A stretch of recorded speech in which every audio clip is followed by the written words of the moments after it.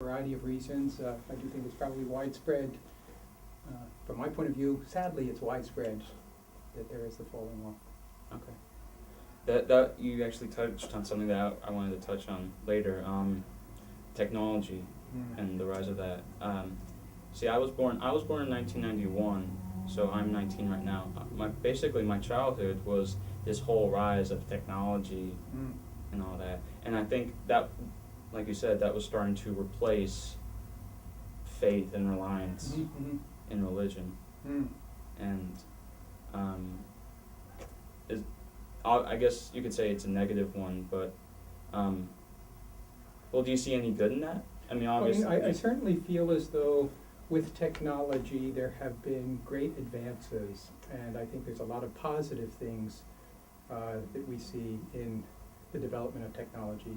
Globalization, being able to connect with people around the world, I think that helps us to at least open up worlds that we didn't know, we didn't have experience with before.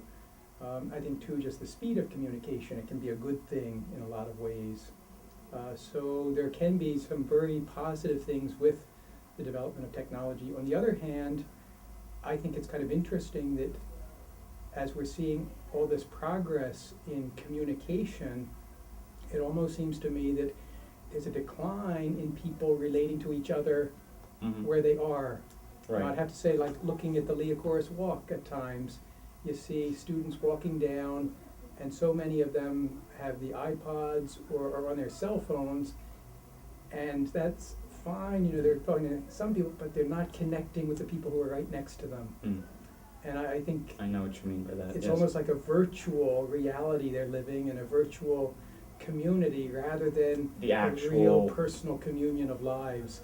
And to me, I think there's no substitute for that. When you really connect with people and connect, you know, with God, I kind of think connecting with God is making possible the deepest possible connection, a oneness of mind and heart with other people. It seems to me once you've tasted that, you just don't want to settle for anything less. I see. Yep. Another thing I wanted to touch on, if there, you know, I think the most profound thing I've learned of religion is that religion should be seen as a relationship between the higher power and yourself. And you know, I've become older now, and I've become aware of other religions which claim that there are other gods, and that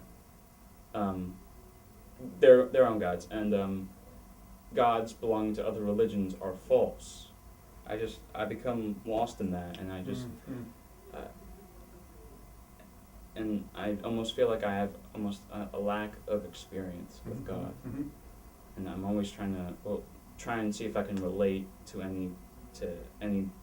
anyone else's experience with God. What I wanted to ask was, what is your relationship with God, and how has it led you to where you are now? That's a challenging question. You know, let me start out just by making just a comment about religious sensitivity in general. I would say, first of all, that the Catholic Church has a profound respect for the religious sensitivity planted in the heart of every individual. We look around, and if we look even beyond our own immediate time period throughout the centuries, you know, our sense is that really there is a desire for the infinite that's inscribed in every human heart, and that we readily recognize in various cultures, various peoples, there is this sensitivity for seeking the divine. And the Church has a sense of profound respect for that, and it recognizes that we do find common ground in talking to other people because of that religious sensitivity. Now, I think we would distinguish between that general sensitivity of I believe in God, which would be, from our point of view, kind of a universal type of experience for those who are, you know, open to that reality within themselves. But our sense is that a quantum leap takes place with revelation. And what I mean by that is with the general sensitivity of religious aspects